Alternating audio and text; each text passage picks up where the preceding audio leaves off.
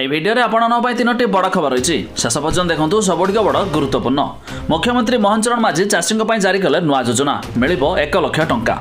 एहाछड़ा mission शक्ति महिला रही अपडेट आसतु गोटी गोटी खबर नजर पकाइबा ता पूर्व वीडियो को लाइक करूँ सब्सक्राइब करनथिले एबे सब्सक्राइब करी पाखर थिबा घंटी चिन्ह को दबाई दियंतु। प्रथम खबर राज्य सरकार चलित खरीफ ऋतु में चाषी को फसल पर 11,000 कोटी टंकार ऋण जोगाई देबे। यह सहित प्रत्येक चाषी को 1 टंका प्रीमियम रे प्रधानमंत्री फसल बीमा सुविधा मिलिबो। एने राज्य समवाय विभाग पक्षरु समस्त जिलापाल को एने आवश्यक निर्देशनामा जारी होइछि।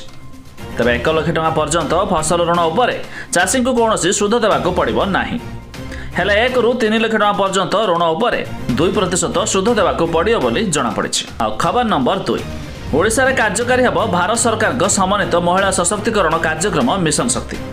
तबे भारत सरकार को समन्वित महिला सशक्तिकरण कार्यक्रम मिशन शक्ति को ओडिशा रे कार्यकारी करिया पई मुख्यमंत्री मोहन चरण माझी निर्देश दैछन्ति। तबे एही योजना रे महिला सुरक्षा निरापत्ता और सशक्तिकरण को सुदृढ़ करिया पई लक्ष्य मध्य कराइछ। एथिरे वन स्टॉप सेंटर महिला हेल्पलाइन बेटी बचाओ बेटी पढ़ाओ महिला सशक्तिकरण पई हब निर्माण सखी निवास शक्ति सदन शिशु गृह और प्रधानमंत्री मातृवंदना भली कार्यक्रम रही। तबे निष्पत्ति द्वारा ओडिशा सरकार और भारत सरकार के मध्य उत्तम समन्वय रहिबो। तबे सूचना योग्य जे विभिन्न केंद्रीय प्रवर्तित योजनार पूर्ण लाभ नेबा नूतन सरकार स्थिर करछन्ति।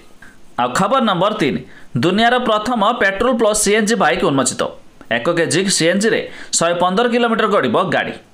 तबे उन्मोचित है विश्वर प्रथम सीएनजी बाइक बाजाज ऑटो पक्षरु दुनियार प्रथम सीएनजी बाइक को उन्मोचित कराइछ। तबे गाड़ीर नाम रही फ्रीडम 125 सीएनजी। कंपनी पक्षरु आज पुणेर चाकन प्लांट रे उन्मोचन कराइछ। तबे एही अवसर में केंद्र सड़क परिवहन मंत्री नितिन गडकरी उपस्थित थिले। यह बाइक केवल देशर नुहे सारा विश्व में सबुठ अधिक माइलेज देउथिबा बाइक अटे।